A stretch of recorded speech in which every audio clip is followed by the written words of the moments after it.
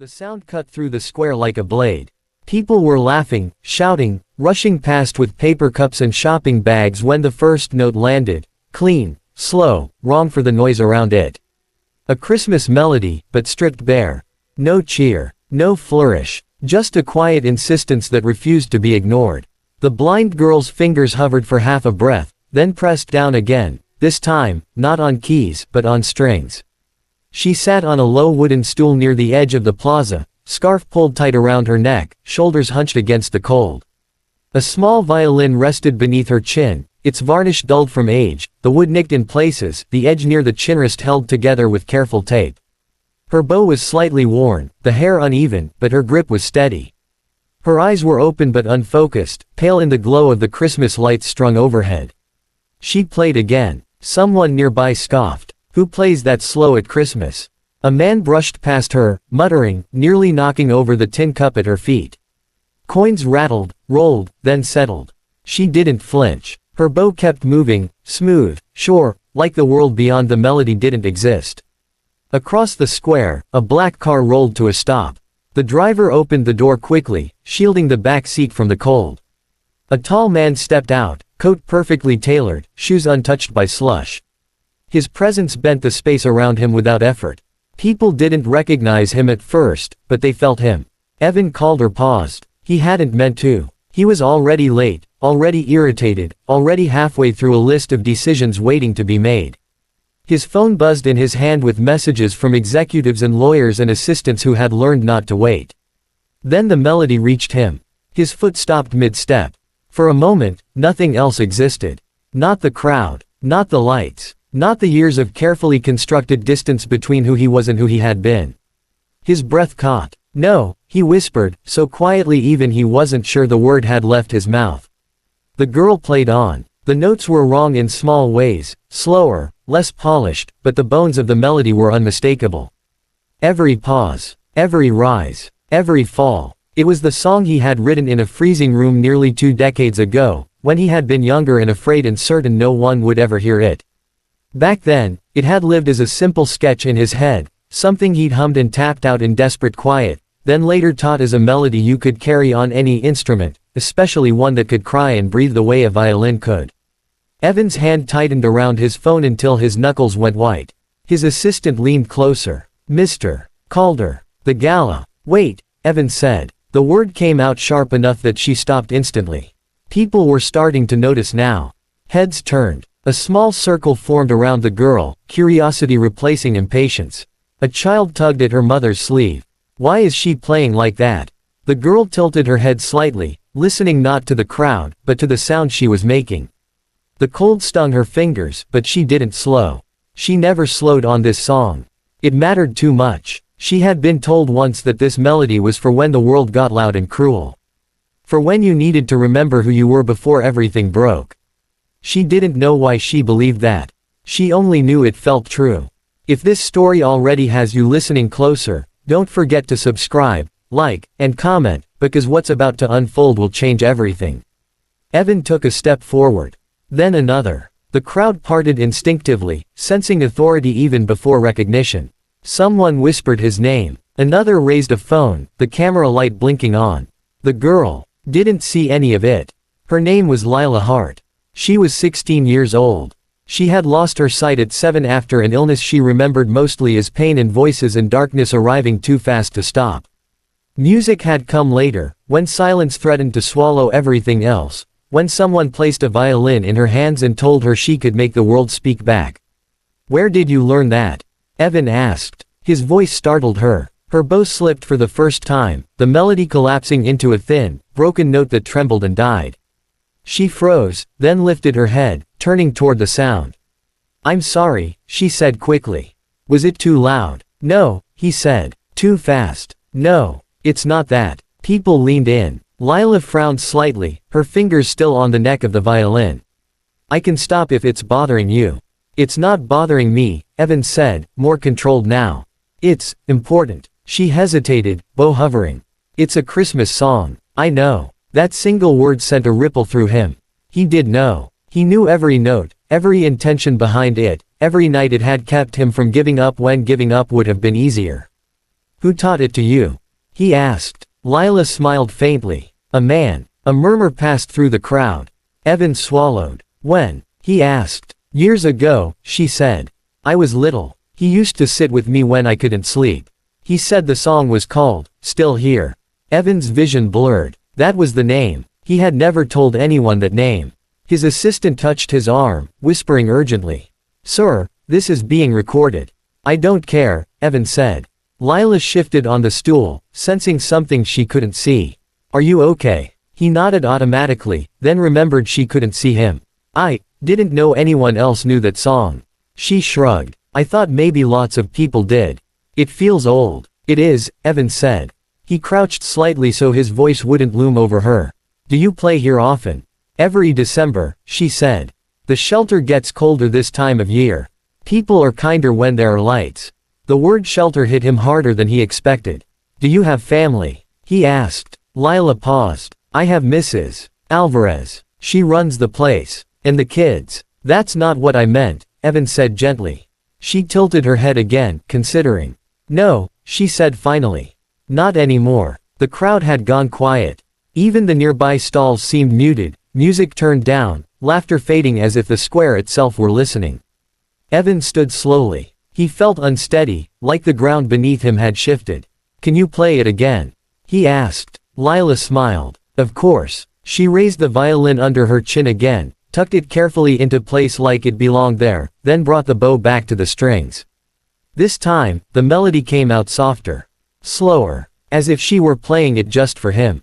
And Evan Calder, tech billionaire, innovator, man whose name moved markets, stood in the cold Christmas air and let the past crash into him without defense. He remembered the night he wrote it. The cheap room. The broken heater. The woman asleep on the other side of the wall, coughing softly. The child's breathing, uneven, too shallow. The promise he had made to himself that if he ever escaped that life, he would never look back. He had kept that promise. Until now. Someone in the crowd whispered, is he crying? Evan wiped his face sharply, furious with himself, but he didn't move away. When the song ended, silence fell, not awkward, not impatient. Heavy. Reverent. Lila lowered the bow, keeping the violin close. Do you like it? She asked. Evan exhaled slowly. It saved my life once, he said. Her smile faded. Then I'm glad I remembered it. He looked at her then, not at her blindness, not at her thin coat or the cup of coins, but at the impossible convergence of time and choice standing in front of him. What's your Christmas wish? He asked. Lila laughed softly. That's a big question for a stranger. Humor me, Evan said. She thought for a moment. That people listen, she said. Even when it's easier not to. Evan closed his eyes. Around them, phones recorded. Headlines began forming, but none of that mattered yet. Because the song wasn't finished with him. And neither was she. The silence after the last note lingered longer than anyone expected. Evan straightened slowly, aware again of the cold, the crowd, the weight of eyes on him. Somewhere behind him, his assistant was whispering urgently into her phone. He ignored it. Lila adjusted the scarf around her neck, fingers brushing the worn fabric like she was grounding herself. People usually clap, she said lightly. A few hands came together, hesitant at first, then louder. Someone cheered. Coins clinked into her cup. The noise returned, but it felt different now, thinner, like it might break if pushed too hard. Evan reached into his coat, then stopped himself. He didn't want this to be that kind of moment. Not yet. What time do you finish? He asked. Lila shrugged. When my hands get too cold. Or when Mrs. Alvarez sends someone to drag me back. That made him smile despite everything. Does she do that often? Only when she's worried, Lila said. Which is always. Evan glanced at the sky. Snow had started to fall again, slow and deliberate. Christmas Eve was only a day away. Would you mind if I sat? He asked. She patted the edge of the low stone ledge beside her. I don't bite. He sat, coat brushing the ground. The crowd shifted, uncertain what to do with a billionaire choosing concrete over velvet ropes. My name is Evan, he said. I know, Lila replied. People said it already. He huffed a quiet laugh. Fair enough. She turned toward him, listening closely. You sound tired. That obvious. To me, she said. People carry it differently. He nodded, even though she couldn't see it. You're good at listening. You learn when you have to, Lila said. They sat like that for a moment, the city breathing around them. Evan felt something loosen in his chest that had been locked tight for years. Do you play other songs? He asked. Yes, she said. But this one, she hesitated and touched the violin lightly, like she was checking it was still real. This one feels like it belongs to someone else. It does, Evan said quietly. Her eyebrows drew together. Then why does it feel like it belongs to me too? He didn't have an answer for that. Not yet. A man pushed through the crowd then, his voice sharp with irritation. Hey, you can't block the walkway like this. Evan stood before Lila could react. We're not blocking anything. The man looked up, recognition dawning. His tone changed instantly. Oh, sorry. I didn't. Evan held up a hand. She's playing music. That's all. The man backed away, embarrassed. Lila smiled faintly. People change when they hear your voice, she said. So do I, Evan replied. His phone buzzed again. This time, he looked. A message from the board. From the gala coordinator. From investors watching the live feeds. He turned the phone face down. Do you need to go? Lila asked. Yes, he said. But I don't want to. She nodded like she understood that feeling intimately. That happens to people a lot. He hesitated, then asked, would you be willing to come somewhere warm? Just to talk. I can have someone from the shelter come too. Lila stiffened, bow tightening in her grip. I don't go places alone with strangers. Good, Evan said immediately. You shouldn't. She relaxed a fraction. Mrs. Alvarez would have opinions. I'd like to meet her, Evan said. If that's okay. Lila smiled. She'll interrogate you. I deserve that, he said. A few minutes later, a woman in a thick coat pushed through the crowd, her face tight with worry. Lila, I told you not to stay past. She stopped short when she saw Evan. Oh, Mrs. Alvarez, Lila said cheerfully. This is Evan. He knows my song. Mrs. Alvarez looked from Evan to Lila, protective instincts flaring. Do you? I wrote it, Evan said. The words hung between them. Mrs. Alvarez crossed her arms. That's a bold thing to say. It's true, Evan replied. And I owe her an explanation. Mrs. Alvarez studied him for a long moment, then sighed. Fine, but we talk. All of us. And if I don't like what I hear, we leave. Deal, Evan said. They moved to a nearby cafe that had closed early for the holiday but opened its doors quietly when Evan asked. The warmth hit them immediately, fogging the windows, thawing stiff fingers. Lila cradled her violin case close to her legs like it was part of her body, then wrapped her hands around a mug of hot chocolate, sighing in relief. This is already the best night of the week, she said.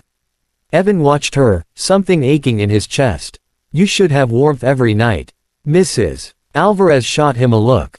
Careful. I don't mean it like that, Evan said. I mean, people forget. They do, Mrs. Alvarez agreed. Especially people with money. Evan nodded. I know. They talked then. Carefully at first. Lila spoke about the shelter, about the kids who cried at night, about how music made things quieter inside. Evan listened, really listened, asking questions he'd never asked anyone before. Finally, Mrs. Alvarez leaned back. You said you wrote that song. When? Evan took a breath. 19 years ago. I was sleeping on floors. Writing code during the day, music at night. I met a woman at a church shelter one Christmas. She had a little girl. Lila's hands tightened around her mug. She was sick, Evan continued. The girl too. I stayed a few weeks. I played that melody for her when she couldn't sleep. I taught it to her the only way I knew, slow, gentle, like a lullaby you could carry on a violin or in your own voice.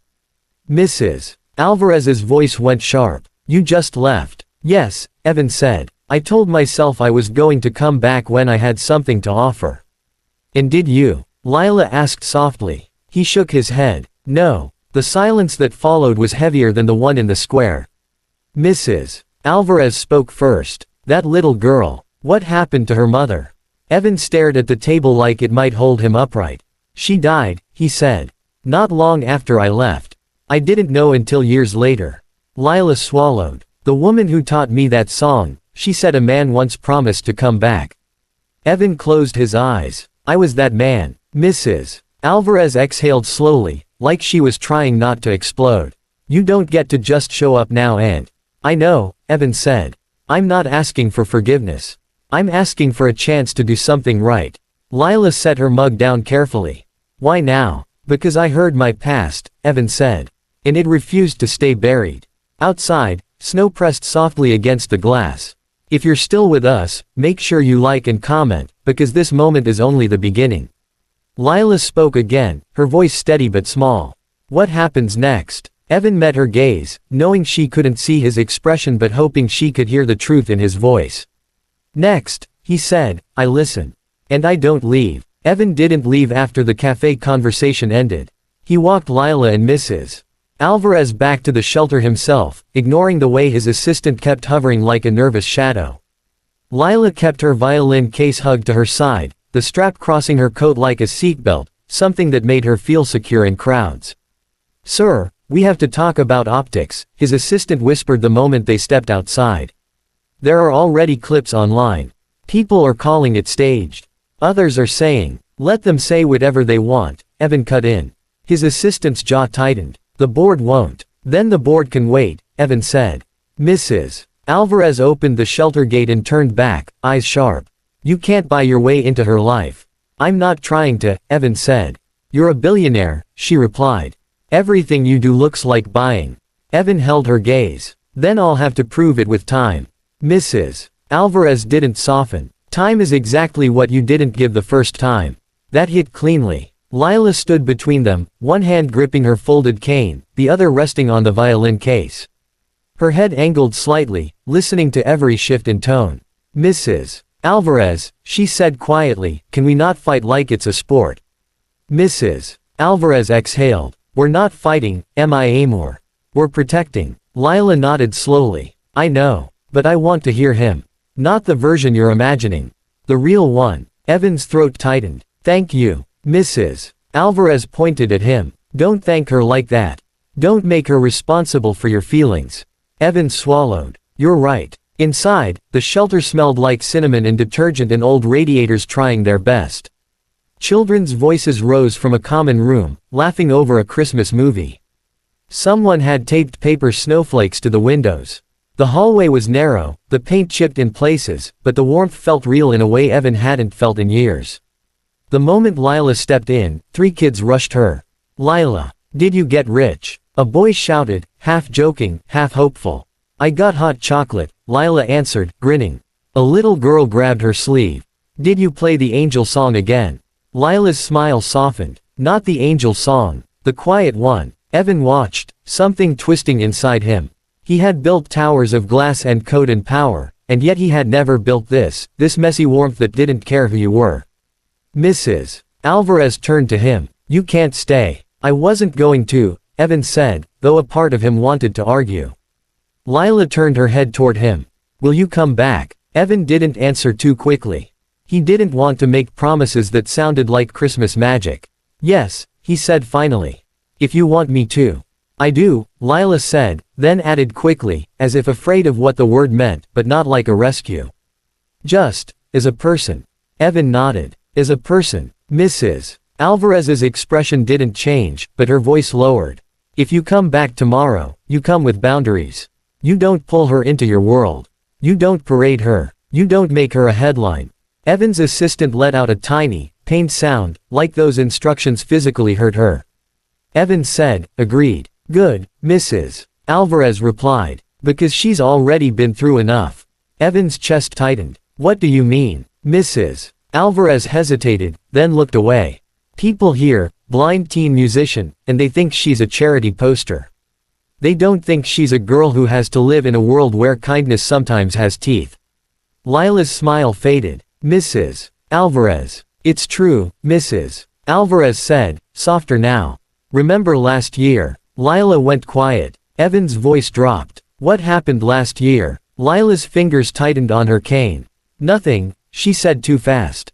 Mrs. Alvarez's eyes flicked to Evan. Someone offered to sponsor her, she said. Said she'd get opportunities. They wanted her in videos. They wanted her crying on camera. They wanted her story, not her music. They even tried to take the violin from her hands like it was a prop. Evan's stomach turned. And And I threw them out, Mrs. Alvarez said. But they came back. Twice. Lila swallowed. They said if I didn't do it, I didn't want to be helped. Evan's jaw clenched. That's not help. Lila nodded. I know now. He looked at her, and the guilt came back, heavy and vicious. Because when he left years ago, he had handed her mother and her future to the mercy of strangers who knew exactly how to dress up hunger as kindness. Evan's assistant stepped forward. Mr. Calder, the board is calling again. Evan didn't move. Tell them I'll call them back. Sir, the gala is tonight, she insisted. You're scheduled to give the keynote, announce the charity initiative, meet. I know what I'm scheduled to do, Evan said, voice controlled but cold. I'm not a robot. His assistant pressed her lips together. This isn't personal, it's business. Evan's gaze sharpened. That's the problem. He turned to Mrs. Alvarez. If I wanted to help without making her a spectacle, what would you allow? Mrs. Alvarez hesitated. It was clear she didn't want to give him any opening. But she also didn't want to shut a door that might lead to stability for the kids inside. Start with the shelter, she said finally. Repairs, heating, food, quiet help, no cameras. Evan nodded. Done. Mrs. Alvarez's eyes narrowed. Don't say, done, like it's easy. It is easy, Evan said, then softened. And that's why it should have been done already. Lila turned her head toward him. Why did you really leave back then? The question landed like a bell in a quiet room. Evan didn't dodge it. He didn't want to. I was scared, he said. Not of being poor. I was used to that. I was scared of being needed. Lila's brow furrowed. Needed is bad. When you grow up thinking you'll disappoint everyone, Evan said carefully, being needed feels like a trap. Mrs. Alvarez watched him, unreadable. Evan continued, voice lower. I told myself if I stayed, I'd fail them. If I left, at least I could pretend I wasn't the reason things fell apart. Lila's mouth parted slightly. So you left to protect yourself? Yes, Evan admitted. Lila went quiet for a long moment. Then she said, that's honest. Evan's throat tightened. It's ugly. Honest can be ugly, she replied. A child's laughter burst from the common room, and for a second the heaviness eased. Mrs. Alvarez looked at Lila. Inside. Lila nodded, then hesitated and turned back toward Evan. Tomorrow, she said again. You'll come. Evan nodded. Tomorrow. When the door closed behind her, Mrs. Alvarez stepped closer to Evan, voice low and fierce. If you break her heart, I will make sure the entire world knows. Evan didn't flinch. If I break her heart, he said, I'll deserve it. Mrs. Alvarez held his gaze a moment longer, then walked inside without another word. Outside, Evan's assistant exhaled sharply.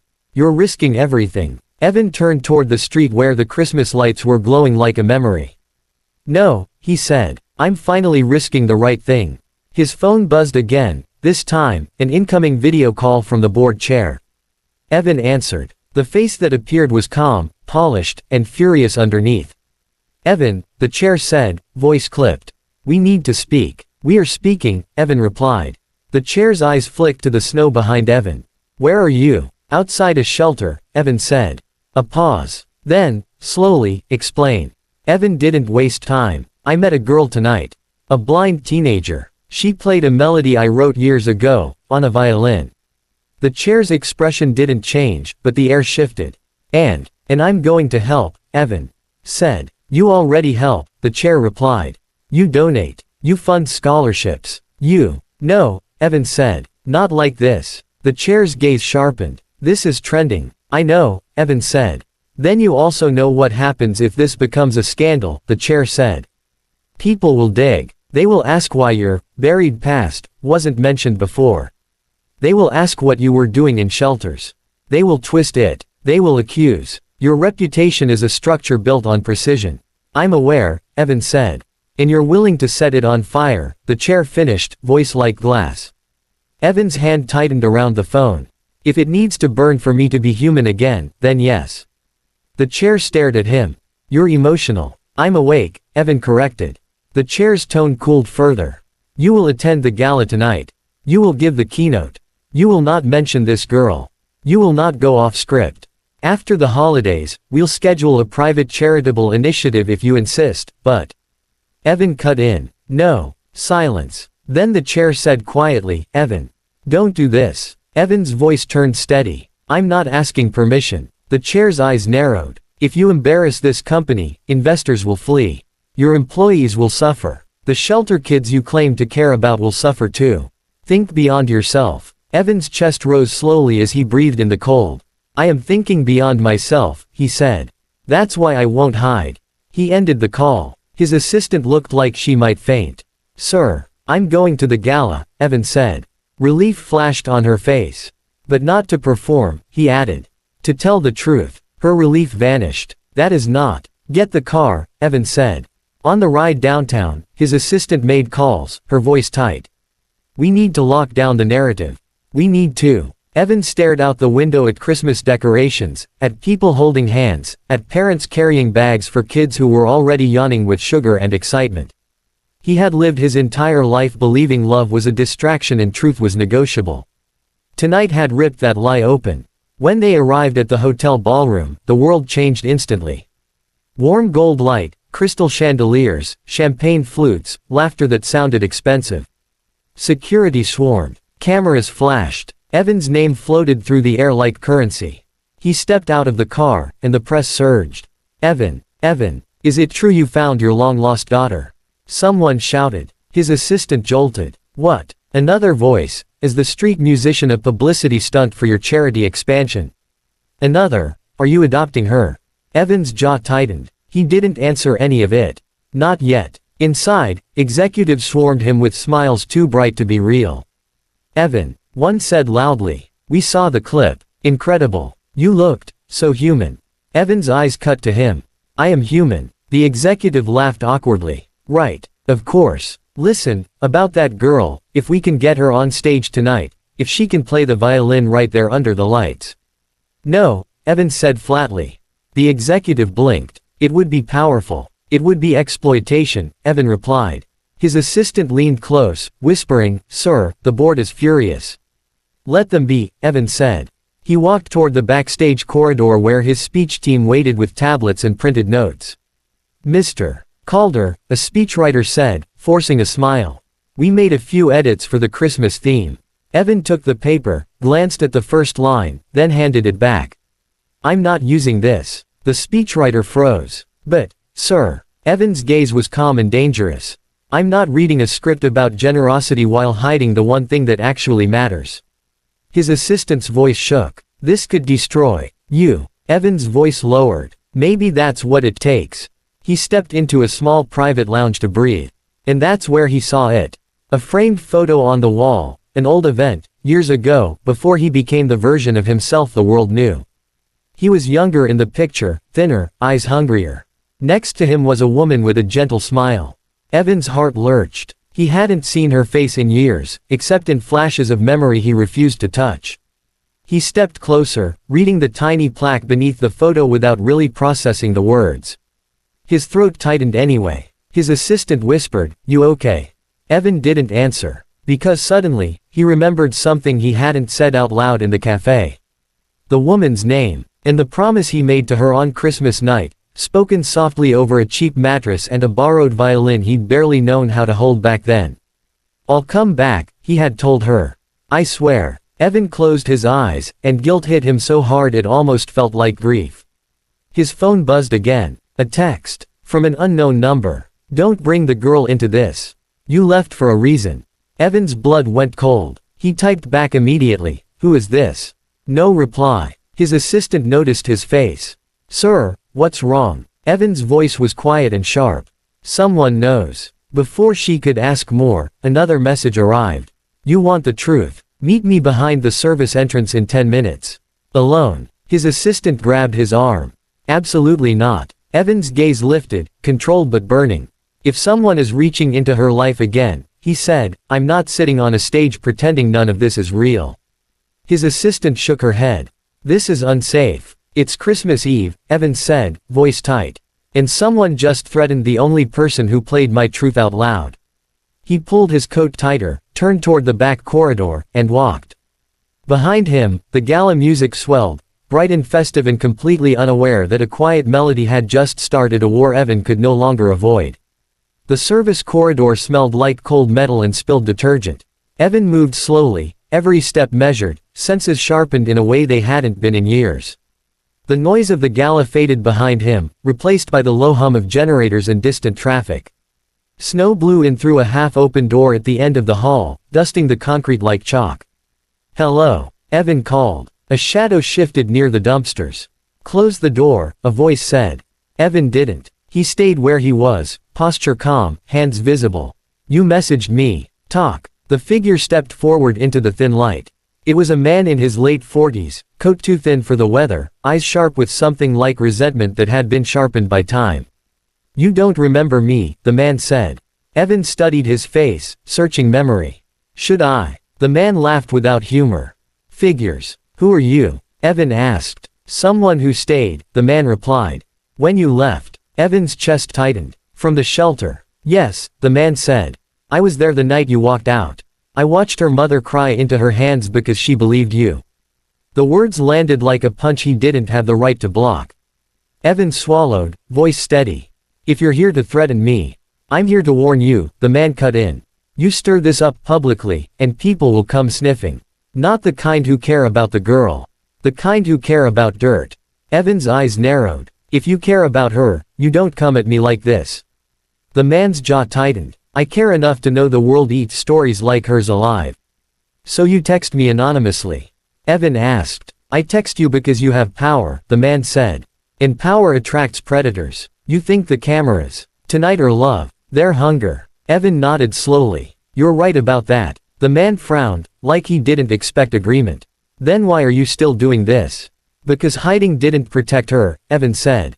"It protected me." Silence stretched, thick with unspoken years. The man exhaled, shoulders sagging slightly. "Her name's Lila," he said. "She was quieter back then.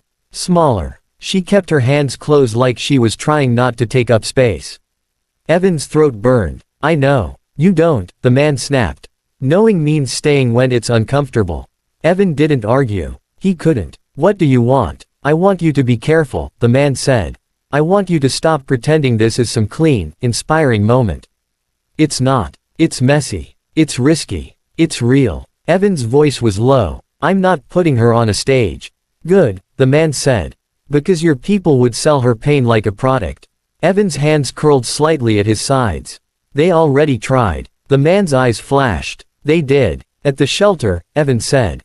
"Last year. Someone came offering opportunities. They wanted a story, not her music." The man stared at him for a long beat, like he was trying to decide if Evan was finally seeing what was always there. "And that melody," he said quietly. "It was the only thing that settled her down when her mother got worse. She'd hold the violin against her chest even when she wasn't playing, like it was a heartbeat she could borrow." Evan's breath caught. The image hit him so hard he had to look away for half a second. "I taught her mother," Evan said, voice rougher than he meant. "She asked for something that could make the room feel less scary." "And you left," the man said again, relentless. "Yes," Evan admitted. Snow blew in harder through the open door. Evan didn't move to shut it. The cold felt honest. The man stepped closer, not threatening, but blunt. "You want to do right by her. Then you do it quietly. Privately. And you keep your name away from her face." Evan held his gaze. "And if the board forces my hand?" The man's mouth tightened. "They will. Then I walk," Evan said. The man blinked. "You'd give up everything." Evan didn't flinch this time. "I already did once. This time, I'm giving it up for the right reason." That landed. The man's expression shifted, just a fraction, like a door cracking open. He nodded once, sharp and decisive. "Good." He turned to leave, then paused like he hated that he was about to give Evan something. "Christmas morning," he said. "The old church on Pine Street. She used to play there when it was warm enough. No crowds. Just people who actually listen." Evan's chest tightened. "Thank you." The man didn't reply. He disappeared into the snow like he'd never been there.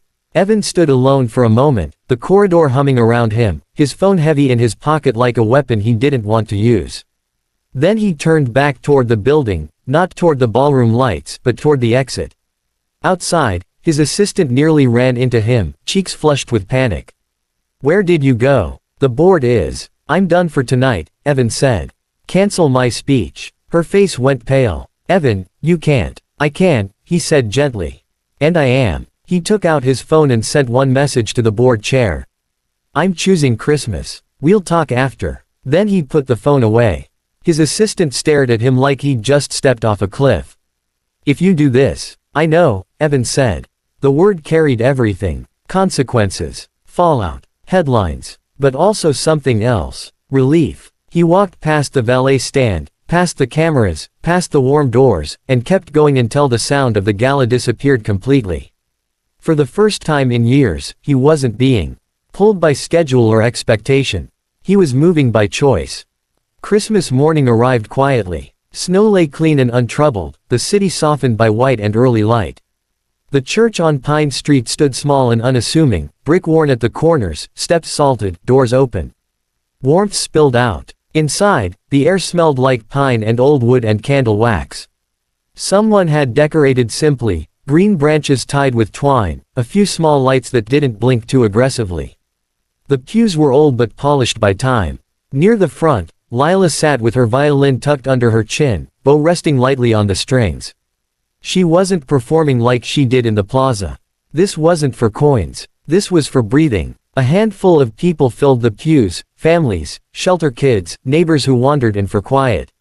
Mrs. Alvarez sat beside Lila, her hand resting lightly on her shoulder, protective even in peace. He might not come, Mrs. Alvarez murmured. I know, Lila replied. Her voice didn't shake. She had learned to hold hope gently, like a fragile ornament you didn't squeeze too hard. Footsteps sounded at the back. Evan entered without ceremony. No entourage. No assistants. No tailored armor screaming status. He still looked like Evan, tall, controlled, but he had chosen a simpler coat and no shine. His face was bare of the usual distance. He slid into the last pew, unnoticed by most. Lila didn't turn. She couldn't. But something in her posture shifted, like her body caught a sound her mind wasn't naming yet. Mrs. Alvarez glanced back. Her eyes narrowed, then, just slightly, softened. Lila lifted her bow. The first note came out warm and steady. The melody filled the room, not slow this time, but whole. Complete. It carried the shape of the same song, still here, but it didn't feel like it was bleeding anymore. It felt like endurance. Evan closed his eyes. And for the first time in years, the music didn't hurt. It didn't stab. It didn't accuse. It just existed. When the last note faded, the room stayed quiet. Not stunned. Content. Like everyone was afraid to ruin the softness. Lila tilted her head slightly. Is he here? She whispered, not to the room, just to Mrs. Alvarez. Mrs. Alvarez smiled. Yes. Evan stood and walked forward, stopping a respectful distance away. He didn't reach for her. He didn't step into her space. Merry Christmas, he said. Lila smiled, relief unspooling across her face. You came. I said I would, Evan replied. Mrs. Alvarez rose. We'll give you a moment, she said, then guided the kids toward the side room with the kind of authority that didn't require raising her voice. When they were alone in the front area, Lila rested her hands on her knees, violin balanced carefully across her lap. Did you mean what you said? She asked. About staying. Yes, Evan said. And about listening. She nodded. Then listen to this. She lifted the violin again, brought it under her chin, but didn't start. Instead, she looked straight ahead, eyes unfocused, expression thoughtful. You never finished the song, she said softly. Evan's breath caught. I didn't think I deserved to. Lila smiled, small and almost shy. Maybe songs don't belong to who writes them. Maybe they belong to who needs them. She played the opening notes, then stopped, bow hovering. Evan understood. It wasn't a test. It was an invitation. He stepped closer, but still kept space. Close enough for his voice to be heard clearly, not close enough to crowd her. He hummed the missing harmony, soft, imperfect, human. Lila's bow returned to the strings. Together, they finished it. Not as a performance. As a decision. When the last note faded, Lila let out a quiet laugh. That was better. Evan laughed too, surprised by how easy it felt. It was. He sat on the edge of a nearby chair, angled toward her so she could hear him clearly. I'm setting up a trust for the shelter, he said. Anonymous. Managed independently. No cameras. No speeches. Lila tilted her head. Why anonymous? Because the help shouldn't come with my name, Evan replied. And because you shouldn't owe anyone gratitude just for being allowed to breathe warm air. Lila nodded slowly. Good. And, he added, if you ever want lessons, or a better violin, or nothing at all, you get to decide. She smiled, this time bigger. I like deciding. So do I, Evan said. Mrs. Alvarez returned then, her gaze scanning Evan like she was measuring him in silence. You staying? She asked. For the day, Evan said. If that's okay. Mrs. Alvarez studied him for a moment longer, then nodded once, still stern, but practical. You can peel potatoes. Evan blinked, then laughed. Deal. The shelter kitchen was chaos in the most honest way. Steam rose from pots. Someone was stirring something that smelled like cinnamon and onions at the same time. Kids were carrying plastic plates like they were sacred objects. Someone had hung crooked tinsel that kept falling down at one end. Evan stood at a battered table with a pile of potatoes, a peeler in his hand like it was unfamiliar technology. He peeled slowly, too careful at first. A kid watched him like he was waiting for Evan to fail. Evan glanced up. I'm doing it wrong, aren't I? The kid shrugged. You're peeling like you're afraid of the potato. Evan stared at the potato, then chuckled. Fair. He peeled faster. 2 minutes later, he nicked his finger slightly and hissed. Mrs. Alvarez didn't even look up. Welcome to real life. Evan pressed a towel to his finger, embarrassed. Noted. Lila sat nearby, violin case beside her chair, listening to everything. You burned your hand too? She asked, amused, like she could hear the slight change in his breathing. How did you know? Evan said. You said, ow, like a rich person, she replied. Evan laughed so hard he nearly dropped a potato. Okay, he admitted. I deserved that. The kids giggled. And for a moment, the world outside, the board, the cameras, the gala, the pressure, felt like it belonged to another universe. If you're still here, don't forget to like, comment, and subscribe, because what happens after a miracle is always the hardest part. In the afternoon, Evan's phone buzzed.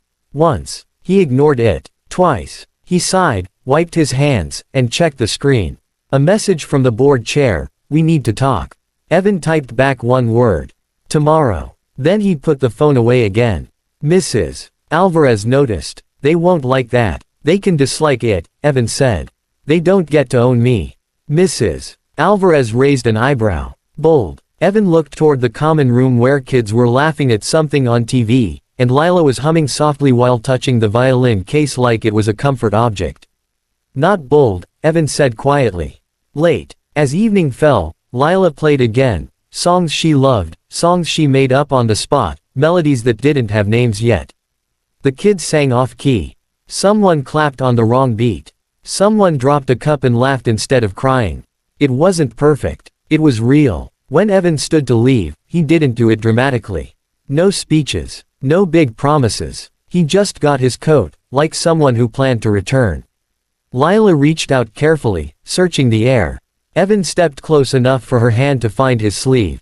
Her fingers curled into the fabric gently. You didn't disappear, she said. I won't, Evan replied. She nodded, satisfied, not because she believed in magic, but because she believed in what she could hear. In his voice. Outside, the city glowed. Snow fell again. Evan walked into the night lighter than he had in years, knowing the world would push back tomorrow. Knowing there would be consequences. And knowing, finally, that silence wasn't safety. As Evan stepped out into the cold night, the shelter door closing softly behind him, the city felt different. Not quieter. Not kinder. Just honest. Snow drifted down in lazy spirals, collecting on the shoulders of his coat. He stood there for a moment longer than necessary, listening to the muffled sounds inside, the clatter of dishes, a burst of laughter, the faint hum of a violin being tuned by someone who knew exactly how much pressure to use. For the first time in years, he didn't rush away from a place that needed him. He walked to the car alone. His assistant waited by the open door, phone already in hand, jaw tight. They're furious, she said without preamble. The board. Investors. The chair wants a full meeting first thing tomorrow. Evan nodded. Good. She frowned. Good. Yes, he said. Anger means they're paying attention. She searched his face, like she was trying to find the man she'd worked for all these years. The strategist. The controlled one. The one who never let emotion interfere. I don't recognize you, she said finally. Evan opened the car door but didn't get in yet. Neither do I, he said. But I think I like this version better. She hesitated. You're really willing to walk away. Evan looked back at the shelter. At the faint glow in the windows. At the place where a song had finally finished him instead of haunting him. I already walked away once, he said. That nearly destroyed me. I'm not doing it again. The car pulled away quietly. The next morning came with consequences.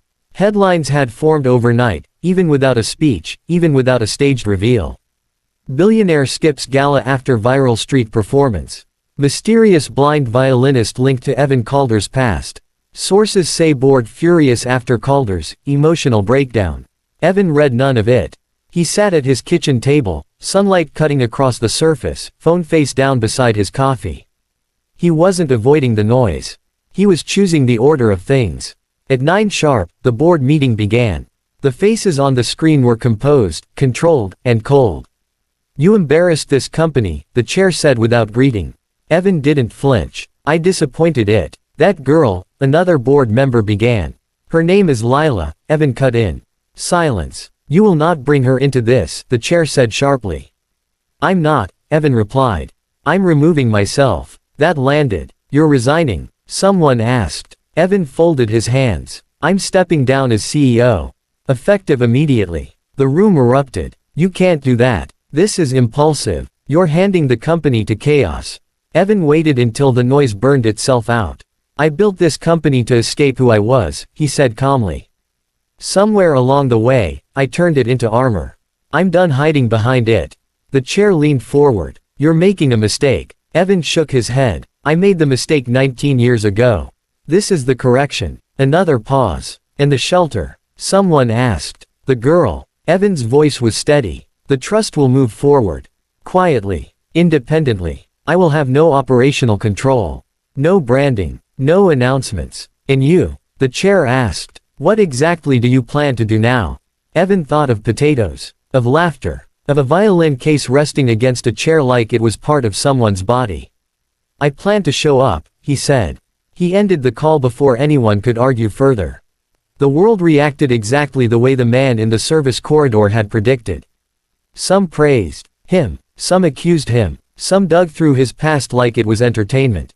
Evan didn't respond. He didn't do interviews. He didn't post statements. He didn't defend himself. Instead, he went back to the shelter. Not with cameras. Not with press. Just with time. He learned the kids' names. All of them. He learned who hated peas, who pretended not to cry, who slept with the light on. He learned when to speak and when to sit quietly. Lila watched him carefully. Not suspicious. Just observant. You're different here, she said one afternoon as they sat in the common room, her violin resting across her lap. How so? Evan asked. You don't sound like you're performing, she said. Your voice doesn't try to be impressive. He smiled. That's because no one here is grading me. She tilted her head. Good. I hate auditions. He laughed softly. One evening, she asked, do you miss it? The company? Evan asked. She nodded. He considered the question honestly. I miss what I thought it would give me, he said. Not what it actually did. She accepted that, the way she accepted most truths, quietly. Can I ask you something? He said. Yes. Do you ever resent me? Evan asked. For leaving? Lila didn't answer right away. The violin bow rested loosely in her fingers. I used to resent the idea of you, she said finally. The version my mother believed in. The promise she held onto. Evan swallowed. But you're not that idea anymore, Lila continued. You're just, you. And I don't resent people who stay. His chest tightened, but he didn't interrupt. I don't forgive easily, she added. But I do believe in now. Evan nodded. That's fair. Spring came slowly. The shelter got warmer, quieter, safer. The trust worked exactly the way Mrs. Alvarez insisted it should, boring, stable, invisible. Lila got a new violin. Not expensive, not flashy, just good. She cried when she first held it. Not because it was better than the old one, but because she'd chosen it herself. Evan didn't hover. He didn't correct. He didn't steer. He learned how to listen without trying to fix. One afternoon, as Lila practiced in the small music room, she stopped mid-note. "Evan, yes, you know that song," she said. "Still here." "Yes, I think it's done now," she said. He waited. "It doesn't need you anymore," she continued. "And it doesn't need me either." He smiled, even though it hurt a little. "That's how you know it worked." She lifted the violin again and began something new. Not careful, not sad, just alive. Evan sat back and listened. And for the first time in his life, he didn't feel the urge to disappear once the music ended. Months later, the plaza filled with Christmas lights again. Lila didn't play there this time. She was somewhere warmer, teaching younger kids how to hold a bow without fear. Evan walked past the square alone, hands in his coat pockets. Someone nearby was playing a loud, cheerful carol. He smiled, not because it reminded him of pain, but because it didn't. Silence, he had learned, wasn't safety. Listening was. And sometimes, all it took to come home was one melody played the right way, on a violin, in the cold, by someone who didn't even know she was changing everything. If this story moved you, don't forget to like, comment, and subscribe, because sometimes one melody is enough to bring the truth home.